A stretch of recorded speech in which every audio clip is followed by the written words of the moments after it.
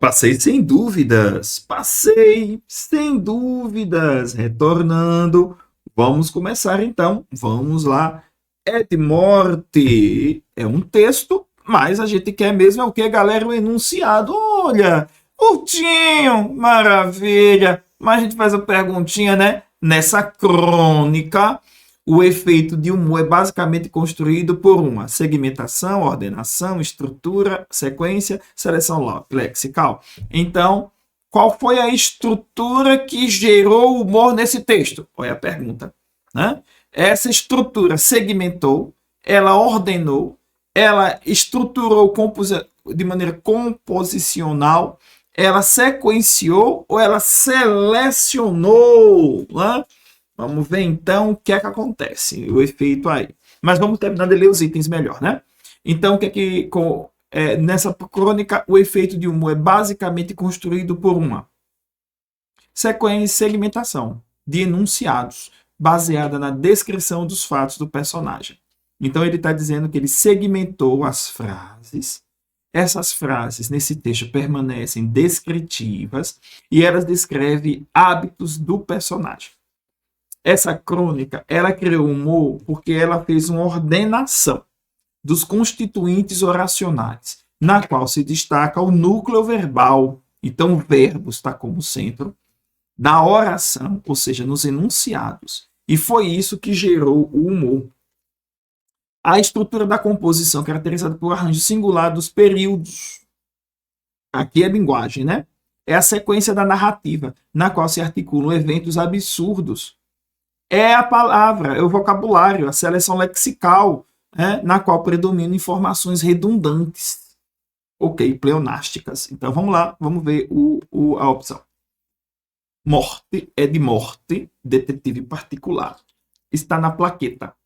Tenho um escritório numa galeria de Copacabana entre um fliperama e uma loja de carimbos. Dá só para o essencial. Um telefone mudo e um cinzeiro. Mas insisto numa mesa e numa cadeira. Apesar do protesto das baratas, elas não vencerão. Comprei um jogo de máscaras. No meu trabalho, o disfarce é essencial. Para escapar dos credores. Outro dia, eu entrei na sala e vi o cara do King Kong andando pelo chão. As baratas estavam roubando as máscaras. Espisoteei meia dúzia. As outras atacaram a mesa. Consegui salvar minha bic e o jornal. O jornal era novo. Tinha só uma semana. Mas elas levaram a agenda. Saí ganhando. A agenda estava em branco. Meu único caso fora com a funcionária do Erótica. A primeira ótica da cidade com balconista topless. Acabaram mal. Morte. É de morte. Está na plaqueta. Ah, Érico Veríssimo.